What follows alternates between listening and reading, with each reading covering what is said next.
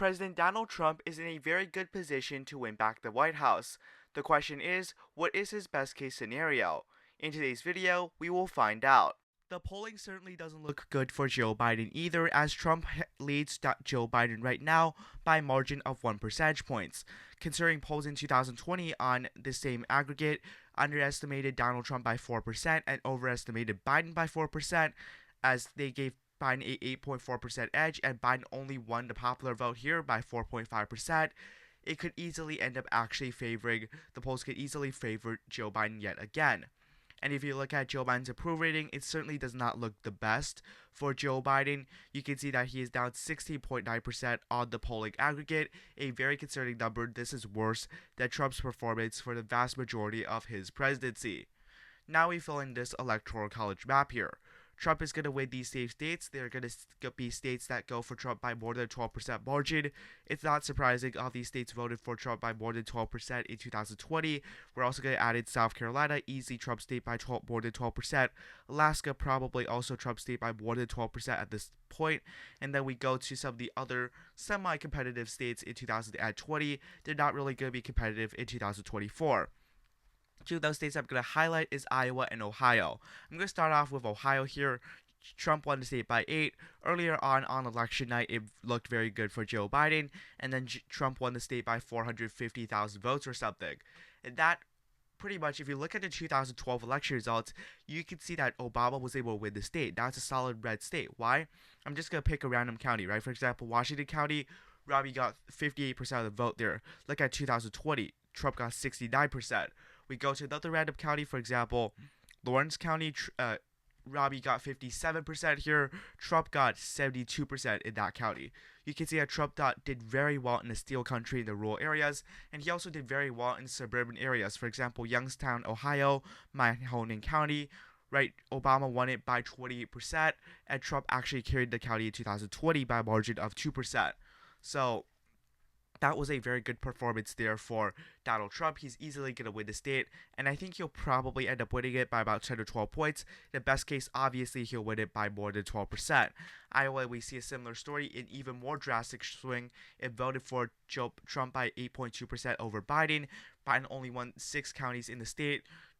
Essentially, Obama won about 2/5 of the counties here in the state of Iowa. All in the 99 counties, pretty much Obama won 30-something of them. So that was a very good performance for Obama. Now it's a huge shift to the Republican Party in the state of Iowa. Both are easily going to be Trump states by a safe margin in a best case scenario. We go to the state of Florida, right? This is a state that Trump can easily end up carrying by a safe margin in a best case scenario. It voted for Trump by 3.3%. You can say that's a narrow margin, but really is it? Typically, the state is within 1%, even when Republicans do pretty much better in the national environment. And what we saw in 2022 was that Republicans can certainly win it by a safe margin.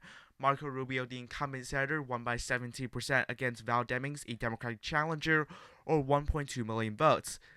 Val Demings almost lost Palm Beach County and actually lost Miami-Dade County, the same county that Trump lost by 7 points in 2020, a county that actually swung 22% in favor of Trump in the 2020 election compared to 2016. This is the largest county in the state. It's pretty obvious that Trump could win the state by a safe margin, just based on the trends, and just based on how Marco Rubio did in the state, winning it by 16, and the fact that on the same ballot, Ron DeSantis also won re-election by 19. This could be a safe state. Now for Joe Biden's safe states here, California, obviously going to be a safe Biden state. Washington, a realistic, safe Biden state here. Oregon, we're going to leave it out for now. Illinois, Biden won it by 17. Going to leave it out for now. DC, Maryland, Delaware, I don't think it's going to drop below 12. Vermont, it's not going to drop below 12. Massachusetts, not going to drop below 12. We might see Connecticut, Rhode Island drop below 12, but I'm going to leave it for that right now. Hawaii, going to be a state that's safe. We're also going to put Oregon, Illinois, New York, New Jersey, right, those states out of the Republican column. We're also going to put Maine's 1st district. We know Joe Biden's going to carry all those states and districts. They might be within 12. They might be high single digits, but they're obviously going to go for Joe Biden. I don't think that Trump is going to really win New York or win something like New Jersey. Currently, in the electoral vote count, Joe Biden's at 181, Trump is at 178. We're going to give Trump his likely states here. Now, starting off that with the state of Texas. Texas is unsurprising. It voted for Joe Biden against Donald Trump here. Trump won it by 5.6%, or a margin of more than 620,000 votes. So it's not going to vote for Biden, and considering the fact that, again, Trump was able to win it by a likely margin, this is not super surprising. You can see the Hispanic belt here in the Rio Grande Valley. They heavily favor Donald Trump. You can see the trends here. Starr County notable 55-point shift compared to 2016 in favor of Trump. Sure, Democrats are doing much better in the suburban areas, but you could definitely see a reverse. In a best case scenario, Trump could still win the state by upwards of 10 to 11 points, but I don't think a 12% margin is very realistic. I also think the state of North Carolina here, this was a state that Trump carried in 2020. It could easily go for Donald Trump by a likely Republican margin here. What we see is that there's much of a change in coalition in the state of North Carolina, right? Joe Biden did very well in Wake County and Mecklenburg County. Both of those are huge Democratic cities that Obama wasn't able to do as well in. Pretty much Biden did about 5 points better than Barack Obama in both of those counties. But you can see the rural black areas, right? For example, Warren County, 62% for Joe Biden, 68% for Barack Obama. You can go to some of the other rural counties, for example. You can see Jackson County, about an 8% margin for Donald Trump here. You go back to 2012, a 1% margin for Romney over Barack Obama. You can see that the rural areas going heavily now for Donald Trump, and that will help him end up winning the state. You can see these rural black counties heavily favoring Donald Trump, and some of the counties around Cumberland County, which is where Fayetteville is. This is definitely a state that Trump could win by a likely margin. And that does bring Trump's electoral vote to 234. Main second, I think that could be a safe district for Trump. For pretty obvious reason, it is a district that voted for Trump by about 9% in 2020. It could easily end up going for Trump by a safe margin in 2024. Now, the final likely state for Donald Trump on this list here, that would be the state of Georgia. I do believe that Georgia, it was a state that Trump pretty much won by a likely margin, 5.4% margin over Hillary Clinton in back in 2016. Sure, Biden did very well in the suburban areas of the state, but just look at the polls in the state, right? It looks very, very bad right now for Joe Biden. In the state of Georgia, again, Trump is leading by 5.4%. If polls say that, then Trump, essentially in the best case, he can even do a bit better than that. I actually think that the state will be pretty competitive in November, but it's still a state that Trump is favored to win. And just based on polling, just based on the fact that there might be some suburban reversion in the Atlanta area, and the fact the state does have a historic Republican lead. In 2012, the state voted for Mitt Romney by 9 percentage points. We could easily see Trump end up winning the state by a likely margin of about 5 to 6%. Anything more, I would be reluctant to say. Now, in a best case scenario for Joe Biden, he'd still carry Colorado by a likely margin. The state is simply too far gone for the Republican Party. This was a leading Republican state in the beginning of the century. Joe Biden won it by 13.5. Joe Diaz, the supposedly strong candidate, supposedly someone who could give Michael Bennet a fight for his life here in his political race. Michael Bennet won the race by 15 points, right? This was not a good showing for Joe Diaz. Republicans are not going to win the state of Colorado. Now, that is pretty much it for Joe Biden's likely states here. We're going to move on to, we're going to go pretty much in the geographical type of landscape. First off, in the state of Nevada. Could Trump win the state of Nevada? Absolutely. I believe he is pretty much favored in the state by a decent margin. In the state of Nevada here, this is one of the states where Clinton was able to carry it back in 2016, and right now Trump has a 6% lead over Joe Biden. That is a significant vote lead. The recent polls have showed it tightening between Joe Biden and Donald Trump, but I mean, this was a super PAC by the Democratic Party, and that there was one outlier poll that made it a bit closer. Generally speaking, Trump is up significantly against Joe Biden in most of the head-to-head matchups. Now, I don't believe a 12% margin is very realistic, or a 14% margin is very realistic, especially with those undecided voters. But again, this is definitely a possible state that Trump could win by a likely margin. Right now, I'm going to put the lean column to be a bit more conservative, to be a bit more certain about my projection, but it could easily go for Donald Trump by a lean to likely margin, 5-6 points, pretty easy. Now going to the next state here, which would be the state of Arizona. In Arizona, Romney won the state over Barack Obama by 10 points back in 2012. Obviously, things have changed. Joe Biden won the state against Mitt Romney here, against Donald Trump here by 0.3%.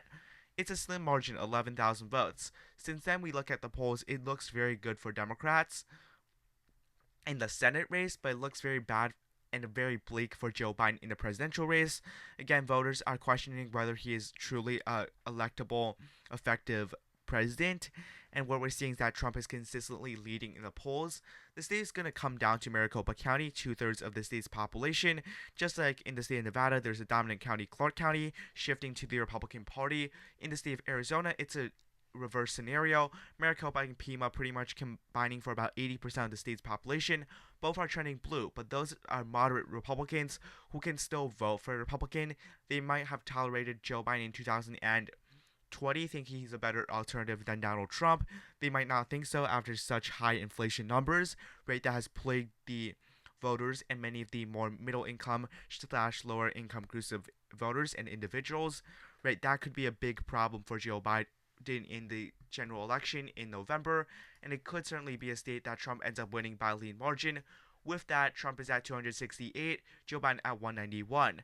I still don't think that Trump will be able to retain to those Mitt Romney, John McCain numbers in states like Arizona, but it's certainly possible for Trump to end up winning the state by a pretty decent margin.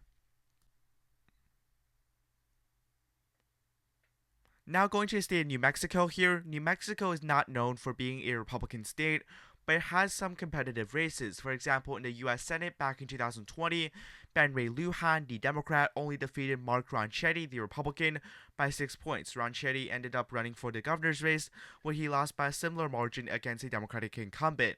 So it's not like the state is going to go red, but it could certainly be more competitive in a best case scenario for Trump, especially because Trump lost it by about 11 points in 2020. But if you look at the shifts here, there are a lot of rural areas that are comparatively quite populated compared to like the state's overall population. Sure, like Bernalillo County, Santa Fe County trending blue, but we see a lot of the rural areas more oil-based kind of vote workers in those areas that are, less vote producing than obviously someone like Bernalillo County or Santa Fe County, but they have comparatively quite a large population when you do it as a percentage of the statewide population. So certainly I do believe that New Mexico will not go for Trump, but lean margin is feasible in a best case scenario. I'm going to move on to the state of Virginia here. Virginia is again not known for being a very Republican state. A decade ago, 2 decades ago, it was competitive, even leaning towards the Republican column. Biden won the state by 10 points against Trump. But what we saw in the Virginia governor's race was that a Republican, the right type of Republican, could end up winning in the state of Virginia. Now, what we saw was that Trump is actually campaigning in the state of Virginia. Now, to think that he's going to win is a bit deceptive, but he could definitely make it a bit much more competitive. We look at this. We look at where Alexandria is, right? Fairfax County. It voted for Joe Biden by 42%. In the 2012 election here, where Mitt Romney also lost the state by 3, it only voted for Obama by 20 points. So you see that huge swing, right? You go to a neighboring county like Loudoun County. It voted for Barack Obama by 4.5%. It pretty much matched his statewide number. Now the county voted for Trump against Biden here. Biden won it by 25%. But there are areas of Trump surge country, as Steve Kornacki would put it on MSNBC. You go to a county like, for example, Bath County, right? It voted for Romney by 17%. But Trump was able to win the county by, guess what? By 48%. Right? These are areas that have heavily trended away from the Democratic Party and towards the Republican Party, and that these kind of counties, although they're not super populated, they do exist. And if Trump is able to be more competitive in the suburbs, do better in the rural areas like he constantly does, you look at the trends in Virginia, these are type of counties that actually trended Republican in the 2020 election, right? He could definitely win the state, make the state closer. He won't win it, but he will make the state closer to maybe a 4% margin in the state of Virginia in the best case scenario. Now, in the state of Minnesota, the state with the longest Democratic voting history, in 2024, in a best case scenario, Trump could certainly win the state. We look at the 2020 presidential election results. Joe Biden won the state by 7, not the largest margin. What we saw is that Biden was able to do very well in the Minneapolis suburbs, right? Hennepin County, Ramsey County. Those two counties make up about a third of the state's population, which is why it's very hard for Republicans to win statewide, because, again, those are heavily blue counties in the state. What we see is that Biden is perhaps not doing the best in the state of Minnesota. We go to the general polling numbers in the state. I'm just going to get to Minnesota here. So in the state of Minnesota, Biden's not doing the best in the polls. It's a 2.7% race. It's still certainly within the margin of error. I'm gonna put it in the lean Trump column in a best case scenario. I'm actually gonna put it as tilt within 2%, but Trump can certainly still end up winning the state, and with that, he's already winning the election. Now, Nebraska second, the district lines have drawn to be more favorable to Republicans, though that would have still been about a Biden +5 district in 2020. In the best case scenario, Trump could easily flip it. We saw that, however, Biden was able to do very well in Omaha County and Sarpy County. These are essentially two of the counties where the district is based in. It looks unlikely that Trump will actually flip the district, but in the best case scenario, he certainly could. Nebraska second, leaning towards the Republicans. Going to Wisconsin here, again, Biden's doing okay in the polls, but the fact is, Trump is leading, and that's not a good sign, considering Biden was leading by like 8 in the state back in 2020 and won the state by about 0.7%. What we saw is that, again, Trump has a lot of room for growth in the rural areas. The rural areas by no means are maxed out for Donald Trump. We go to Wood County, for example, about a 20% margin for Trump. We go to Marathon County, 18% margin for Donald Trump. He could certainly improve in those type of areas. Shore County, like Waukesha, is trending away from the Republican Party, specifically the Trump kind of candidate. But again, when we look at all these rural areas trending away from Democrats, right, that is a good sign for the Republican Party. What we saw in 2012, the type of strength that Trump has and Romney did not have. You look at all this blue in the rural areas, for example, I'm going to take a random county. Dunn County voted for Obama by like 5, voted for Trump by 14, right? These are the Trump surge areas of the state. Why he was able to win it in 2016, only narrowly lost it in 2020. Ron Kind's previous district, the type of working class district that really Trump's message of like working class voters really resonates in this type of area of the state. It voted for Trump overwhelmingly in this district. Again, Republicans are going to suffer losses in the Democratic areas, but when we look at these counties, for example, Dane County, right, Milwaukee County, they're kind of maxed out for the Democratic Party. Joe Biden's not going to gain that many votes. You look at a best case scenario, Trump could easily win Wisconsin by 3 to 4 points in a best case scenario. Lean Trump, as of right now, could be likely. Going to the state of Michigan here, there was a very high uncommitted vote. More than 101,000 voters in the state selected uncommitted back in 2020. Joe Biden enjoyed a 8% lead in the state in terms of polling, and he only won the state in 2020 by 2.8%, I believe. Yeah, 155,000 votes. When the uncommitted number is at 100,000, that is very concerning for the Democratic Party. Michigan is very tight in the polls.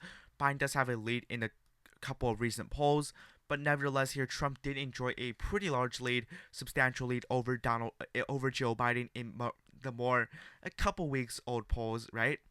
And what we saw is that Joe Biden was only leading. This was essentially conducted by two different sources that had Biden ahead, and that put him super close in the polling aggregate. But realistically, with that high uncommitted vote, with that high Arab American population in Wayne County, right, with that college-educated vote in Ann Arbor, where Washtenaw County is, they don't have to be voting for Donald Trump. If they voted for Biden in 2020 and decide to not vote or vote for a third party candidate like RFK Jr., Joe Stein, Cornel West, those are all votes essentially that are deducted from the Biden column. And that's a problem for Biden, right? He could easily lose the state in 2024, especially considering Clinton also lost the state in 2016. That puts Michigan in the lean Republican column. I can see Trump winning the state by about 3 to 4 points, again, similarly to Wisconsin in a best case scenario. Now we go to the state of Pennsylvania. Pennsylvania is quite tight in terms of the polling aggregate, similarly to Michigan and Wisconsin. But again, Pennsylvania polls in 2020 considerably underestimated Joe Biden in the underestimated Donald Trump in the state. Again, Biden's lead wasn't that high, but it was still 4.7%, and Biden only won the state by 1.2% when all the results were counted. Essentially, what we see is that in 2024, Trump has been consistently leading. Only this Democratic pack actually has Biden ahead of Donald Trump in the Bloomberg polls, which show that in Pennsylvania, in Wisconsin, and Michigan, where Biden is apparently ahead, Biden is significantly behind Trump in the more recent polls that were even taken by Bloomberg, which generally shows Democrats with a lead in some of the other competitive races. What we see in 2020 was that it was still a very competitive race. Sure, Democrats did very well there in the 2022 election results. I'm just going to pull up the state of Pennsylvania. Here in the state of Pennsylvania, John Fetterman won against Mehmet Oz by 5%, and Josh Shapiro won against Doug Mastriano, the very unpopular Republican in the state, by 15 points. But in all likelihood, in 2020, considering that Trump only lost the state by 1.2%, it's a very winnable state for Donald Trump. He could easily win the state and take it back, because the rural areas, we talk about high turnout, and we talk about depressed turnout in the blue areas. Voter registration for the Republican Party Republicans have essentially gained a net 250,000 in registration, and now only behind Democrats by about 150,000, when they were behind by like 400,000 registrations about 4 years ago. Philadelphia County, the big core Democratic area, actually shifted towards Joe Biden. But the problem for the Republican Party was that Biden did very well in the suburban areas: Montgomery County, Delaware County, Chester County, Bucks County, right? These are heavily trending Democratic counties. But Trump can offset some of those losses by pretty much doing better in the rural areas, and that getting like lower Democratic turnout in Philadelphia. Essentially, the state is a red state if you discount Philadelphia, and if you suppress that Democratic turnout, you're able to get a Republican victory in the state of Pennsylvania. The state can easily go for Trump by a lean margin in a best case scenario. Now we go to New Hampshire, where the numbers look a bit more tough for Donald Trump, most certainly. Right, New Hampshire is a very rural state, but it's a state with, a very high white college-educated degree type of voter, and 43% of the Republican electorate in the state actually supported Nikki Haley in the Republican primaries. In the state of New Hampshire here, again, we see there are polls suggesting that perhaps, this is a close race, but in all likelihood, I do believe that Joe Biden is ahead of Donald Trump right now, because there was one even poll, and then all the other Republican leading polls were conducted between Joe Biden and Nikki Haley. Even someone like Elizabeth Warren or Bernie Sanders is polling ahead of Donald Trump, and that I think is a very telling sign right now, that Joe Biden will probably still carry the state of New Hampshire in a best case scenario for the Republican Party. The state is quite college educated. It's white, but it's college educated. Trump only won 2 counties in the state, 2 very rural counties. And we look at the trend, they all significantly trended towards the Democratic Party. White college educated voters are the type of voters that will trend towards Democrats. And I do believe the state, even in a best case scenario, gonna go for the Democratic Party by a tilt margin. Maine, however, has been in the opposite trajectory. I just showed you the state of Maine, right? In the state of Maine, and according to a polling aggregate, it's actually in play for Donald Trump. We go to the state of Maine. Again, I'm going to ignore the John Zogby Strategies poll, but what we are seeing right now is that in the state of Maine, essentially statewide, Trump is leading by 6 in the most recent poll, and Digital Research, the poll done in 2023, also showed quite a competitive race between Biden and Trump, a 1% difference. Now, what could save Joe Biden is the fact that there is ranked choice voting in the state, which means after ranked choice, those Cornel West votes, Joe Stein votes, they're going to go back to Joe Biden. But still, the race is still very much in play. The state is also very, rural. It's one of the most rural states in the country, and it's not necessarily that college educated, unlike the state of New Hampshire, which is trending blue. The state of Maine is trending red. I showed you this state earlier on in the video. The state voted for Obama by 15 points in 2012, and voted for Joe Biden by just 9, right? That is a pretty substantial shift in 4 years, especially because Obama got a narrower popular vote victory compared to Joe Biden. Again, when we look at the 2012 map, Obama only lost one county in the state of Maine. You look at how many counties Biden lost. Biden actually lost the majority of counties in the state. 1, 2, 3, 4, 5, 6, 7, 8 voted for Donald Trump. 1, 2, 3, 4, 5, 6, 7, 8. Looks like they pretty much tied in the county count, but we still see a significant shift towards the Republican Party. The one county that has shifted towards Democrats is the county of Cucumberland, which is where Portland is located. Obama won it by 26. Joe Biden won it by 36. But the rural areas are significant. The 2nd district, the more conservative district, they generally have lower Republican voter turnout. But if Republicans are able to drive them to the polls, Maine has a realistic shot of being competitive. In a best case scenario, it could go for Donald Trump by a tilt margin. Now, this is a best case scenario for Donald Trump. If you just want to watch a funny Trump landslide video, you can pretty much wait a couple minutes. It will show up on your screen. Anyways, this is the summary. I don't think this is very realistic. I don't think that Trump will win the state of Maine or Minnesota, but otherwise this map is actually fairly realistic, right? Trump could easily win Wisconsin, Michigan, Pennsylvania, sweep the Sun Belt, and make some of the more Democratic-leaning states a bit more competitive. This is not an absolute best case. It could still be a bit better for Donald Trump, but this is essentially a realistic best case scenario. What we're seeing is that in this scenario, Trump probably wins the popular vote by 2 to 3 percentage points, which is just a bit higher than what polling suggests that he is going to win it by. And realistically, Biden's poor approval rating in this scenario and questions about his mental acuity to serve as president kick in, and Biden loses re-election by what could be considered a modern-day landslide for a Republican. Anyways, thank you for watching this video. Be sure to like and subscribe to my YouTube channel. Trump landslide wins 50 states is on your left, and my most recent Senate prediction is on your right. Thank you for watching. Have a nice day. Goodbye.